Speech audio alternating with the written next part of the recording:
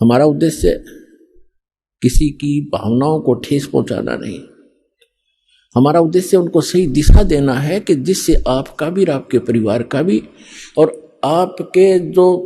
इस गलत साधना करके चले गए मृत्यु को प्राप्त आज प्रेत पितर बने हुए उनका भी उद्धार हो जाएगा। इस साधना से जो दास बताता है। अब जैसे भावनाओं को ठेस पहुंचाने की बात जो ये मूर्ख लोग करते हैं, जो स्वार्थी करते हैं, जनता को भ्रमित करते हैं कि हमारी भावनाओं को ठेस पहुंचा दिया, इन मंदिर मस्जिदों गुरुद्वारों और चर्चों की पूजा को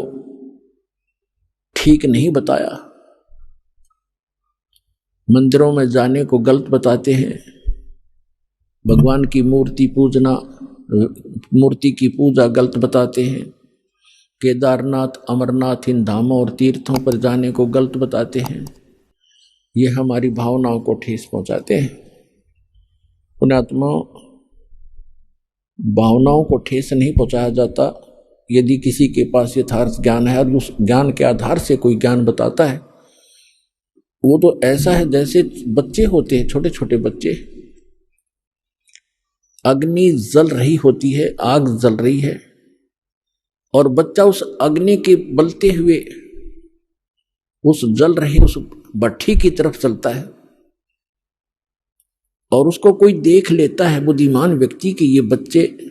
अग्नि की भट्ठी की तरफ जा रहे हैं और ये जल जाएंगे,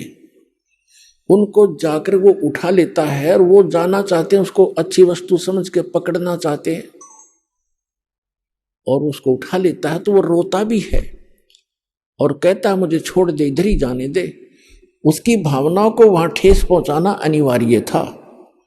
यदि उस भावनाओं को ठेस नहीं पहुंचाया जाता तो जल के मर जाता वो बालक। तो दास का प्रयत्न यही समझो कि यदि आप इसको भावनाओं को ठेस समझते हो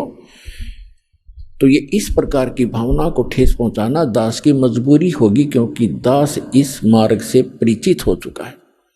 और जहां तक पार बसाओगी आपको वहां नहीं जलने दूंगा उस आग के अंदर।